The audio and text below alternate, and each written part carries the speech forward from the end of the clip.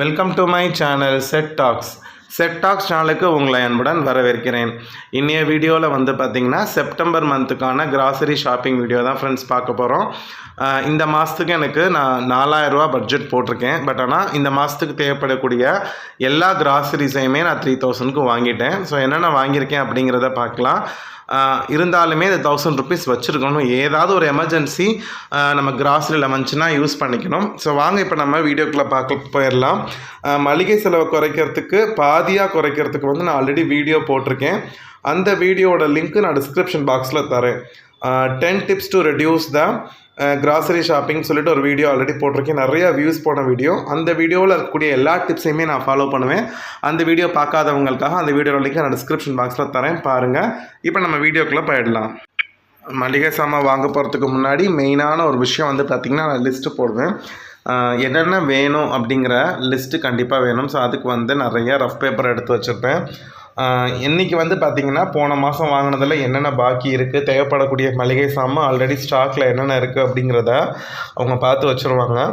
பார்த்து வச்சது போக நமக்கு என்னென்ன வேணும், என்னென்ன ஐட்டம்ஸ் நம்ம வாங்குவோம் அப்படிங்கிறத கம்ப்ளீட்டாக லிஸ்ட்டு பண்ணணும். லிஸ்ட்டு கையில் இருந்துச்சுன்னா நமக்கு பிரச்சனையே இல்லை. எப்போதுமே நான் செய்யக்கூடிய ஃபஸ்ட்டு வேலை அதுதான். இதுக்கு வந்து பார்த்திங்கன்னா ரெஃபரன்ஸ்க்கு பழைய லிஸ்ட்டு வச்சுருப்பேன். அந்த லிஸ்ட்டை பார்த்து இந்த பொருள் இருக்கா அப்படின்னு கேட்பேன். அவங்க இருக்குது, வாங்கணும், இவ்வளோ வாங்கணுங்கிறத சொல்லுவாங்க. இல்லைனா நம்ம வந்து முன்னாடி வந்து நாங்கள் புதுக்கோட்டையில் இருக்கிறப்ப ஒரு ஆர்டரில் வாங்குவோம், ஹோல்சேல் கடையில்.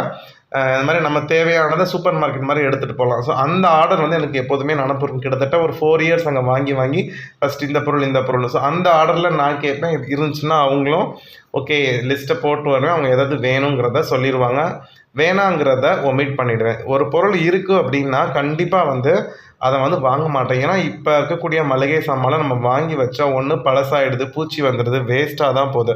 அதனால் நமக்கு என்ன தேவைப்படுதோ அதை மட்டும் கரெக்டான அளவுகளில் வாங்கிடணும். கரெக்டான அளவுனா நான் எப்படி சொன்னேன்னா, இப்போ எனக்கு 1 கிலோ உளுந்து வாங்குறேன்னா எனக்கு அந்த மாதத்துக்கு 3/4 கிலோ வந்து தேவைப்படும், ஒரு 1/4 கிலோ மிச்சம் இருக்கும். ஸோ அந்த மாதிரி கொஞ்சம் மாத கடைசியில் வந்து நம்ம கையை கிடைக்காதபடி நம்ம வாங்கணும். ஸோ இப்போ லிஸ்ட்டு வந்து நம்ம ரெடி பண்ணியாச்சு. இப்போ நான் போய் வாங்கிட்டு வந்துட்டு உங்களுக்கு வீடியோ கண்டினியூ பண்ணுறேன். ஸோ மளிகை சாமான்லாம் வாங்கிட்டு வந்தாச்சு ஃப்ரெண்ட்ஸ். மெயினாக அரிசி, சாப்பாட்டு அரிசி, இட்லி அரிசி, இது ரெண்டுமே வந்து பார்த்திங்கன்னா 7 கிலோ. இது ஒரு மாதத்துக்கு எங்களுக்கு கரெக்டாக இருக்கும்.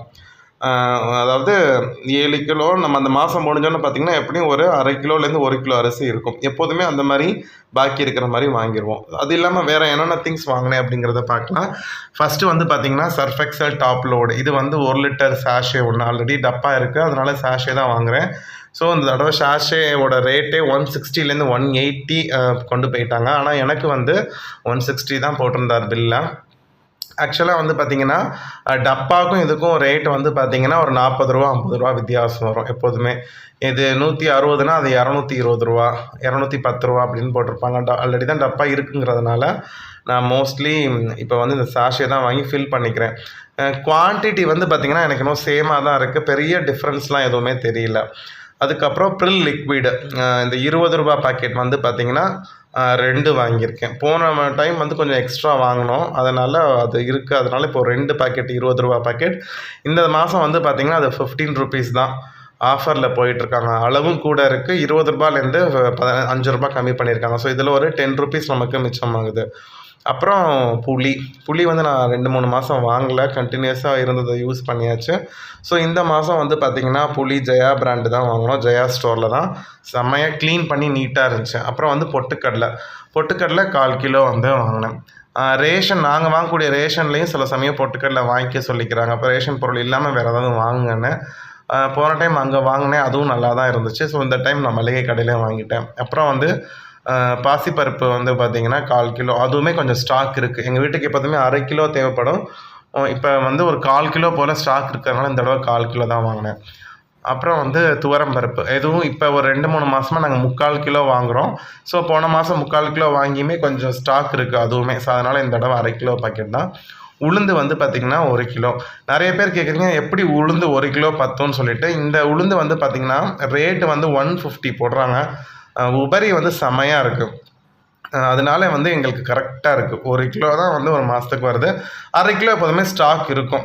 நான் சொன்னேன் இல்லையா, அந்த எப்போதுமே கரெக்டாக தொட்டுக்கா தொடச்சிக்கான்னு இருக்காது. ஜீனி வந்து 1 கிலோ பாக்கெட் வந்து போட்டிருக்கேன். இங்கே வந்து 50 ரூபா போட்டிருக்கேன். ஆனால் எங்களுக்கு வந்து 42 ரூபான்னு நினைக்கிறேன். 42 ரூபாய்க்கு கொடுத்தாங்க. மிச்ச ஜீனி வந்து பார்த்திங்கன்னா ரேஷனில் வாங்கிடுவேன். அதுக்கப்புறம் நரசூஸ் சேமியா பாக்கெட் வந்து 2. ஸோ இது இருக்கிறது வந்து பார்த்திங்கன்னா ஒரு நைட் டின்னருக்கு கொஞ்சம் ஹெவியாக ஸ்நாக்ஸ் சாப்பிட்டோன்னா அன்றைக்கி லைட்டாக சாப்பிட்றதுக்கு இந்த ஒரு பாக்கெட் போட்டால் எங்கள் 4 பேருக்கு மோர் தென் எனஃப் நல்லாயிருக்கும். அதே மாதிரி நாகா ரவா பாக்கெட் வந்து ஆல்ரெடி ஒரு பாக்கெட் இருக்குது பிரிக்காமல். அதனால் ஒரு 1/2 கிலோ தான் வாங்கணும், இல்லைன்னா 1 கிலோ எப்போதும் வாங்குவோம். அது ஒரு 1/2 கிலோ பாக்கெட் ஒன்று வாங்கிட்டேன். அதுலேயுமே இந்த தடவை 50 கிராம்ஸ் கூடன்னு போட்டிருக்காங்க. அப்புறம் வந்து மண்டை வெல்லம் 1/2 கிலோ. ஸ்வீட் செய்கிறதுக்கு, பணியாரம், ஸ்நாக்ஸுக்கெல்லாம் வந்து பார்த்திங்கன்னா யூஸ் ஆகும். அப்புறம் மெயினான ஐட்டம் ப்ரூ க்ரீன் லேபிள்.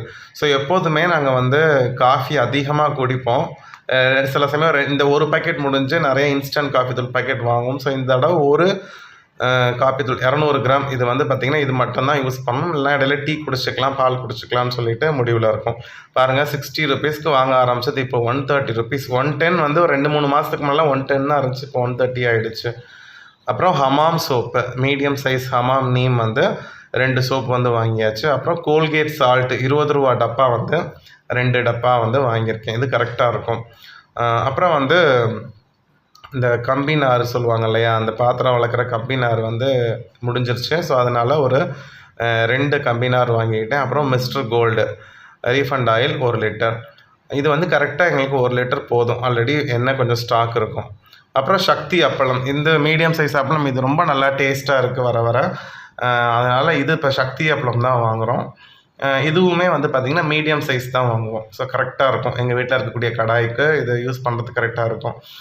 அதுக்கப்புறம் ட்ரை கிரேப்ஸ், இது வந்து பார்த்திங்கன்னா ஸ்வீட்ஸுக்கு சில சமயம் ஸ்நாக்ஸ்க்கும் வச்சு விட்றதுக்கு யூஸ்ஃபுல்லாக இருக்கும்னு சொல்லிவிட்டு 50 கிராம் பாக்கெட் 2 வாங்கியிருக்கோம். அப்புறம் முந்திரி பருப்பு 25 கிராம், கேசரி செஞ்சாலோ பொங்கல் செஞ்சாலோ போடுறதுக்கு. அப்புறம் ஏலக்காய் வந்து பார்த்திங்கன்னா 10 ரூபா பாக்கெட் 1.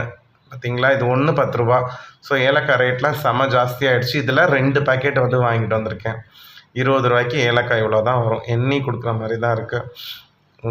அடுத்து வந்து பார்த்திங்கன்னா மஞ்சப்பொடி, மஞ்சத்தூள் வந்து எங்கள் வீட்டில் சுத்தமாக காலி ஆகிடுச்சு. ஸோ அதனால் சக்தி பிராண்டில் மஞ்சத்தூள் 50 கிராம் பாக்கெட்டு, காஷ்மீரி சில்லி ஆச்சி பிராண்டு தான் கிடைக்கிது, அது 50 கிராம் பாக்கெட்டு வாங்கியாச்சு. அப்புறம் அந்த மெயின் மளிகை சாமான் ஐட்டம் வெந்தயம், சோம்பு, சீரகம்லாம் இல்லை. ஸோ வெந்தயம் வந்து பார்த்திங்கன்னா ஒரு 50 கிராம் பாக்கெட் 1. அப்புறம் சோம்பு, அதுவும் 50 கிராம் தான். எல்லாமே 50 கிராம் தான். சோம்பு ஆல்ரெடி போன தடவை ஸ்டாக் இருந்ததை அந்த முட்டை மசாலாக்காக அரைச்சி வச்சுட்டாங்க.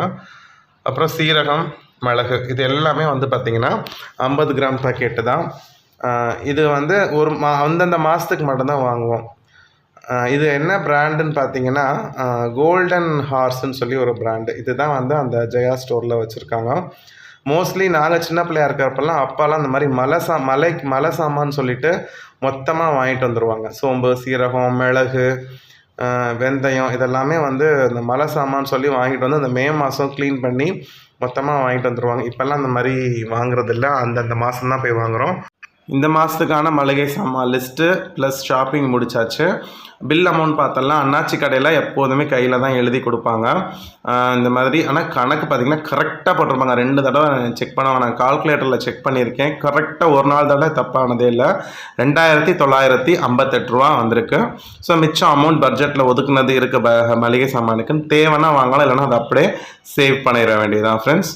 இந்த வீடியோவை இங்கே முடிச்சுக்கிறேன். நீங்களும் மளிகை சாமான் வாங்கிட்டீங்களா? உங்கள் ஊரில் ரேட் எப்படி இருக்குங்கிறத மறக்காமல் கமெண்ட்டில் சொல்லுங்கள். மோஸ்ட் ஆஃப் த டைம் சேமாக தான் இருக்கும். ஸோ அடுத்த ஒரு நல்ல வீடியோவில் உங்கள் எல்லாரையும் பார்க்குறேன். Bye friends.